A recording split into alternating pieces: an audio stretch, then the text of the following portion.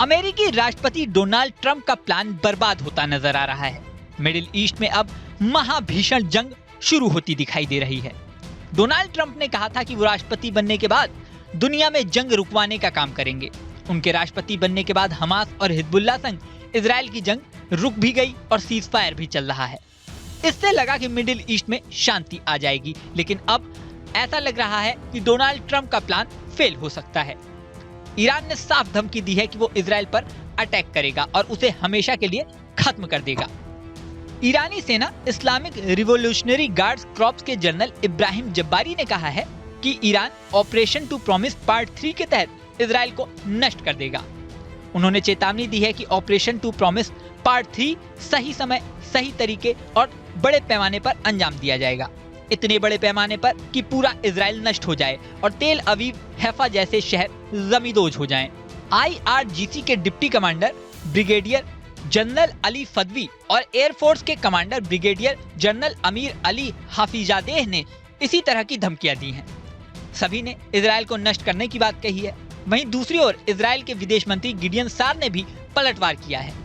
उन्होंने जब्बारी की धमकी का कड़ा जवाब देते हुए कहा है कि यहूदी लोगों ने इतिहास से कुछ सीखा है तो वो ये कि आपका दुश्मन आपसे कहता है आपका उद्देश्य है उसको नष्ट करना। यानी दोनों तरफ से धमकी का दौर तेज हो चुका है। यहाँ सबसे बड़ी बात यह है कि हमास और हिजबुल्लाह से सीज फायर होने के बाद इजराइल अब पूरा फोकस ईरान के खिलाफ लगा सकता है।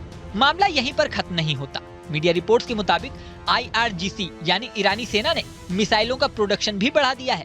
ईरान ने हाल ही में चीन से 1000 टन रॉकेट का ईंधन और रसायन प्राप्त किया है। इसी के साथ IRGC ने एक नई अंडरग्राउंड मिसाइल सिटी भी खोली है।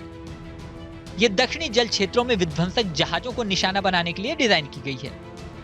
यहाँ ये बात महत्वपूर्ण है कि एक मीडिया रिपोर्ट के अनुसार अमेरिकी इजराइल गठबंधन ईरान के परमाणु कार्यक्रम पर कंबाइंड हमला भी कर सकता है।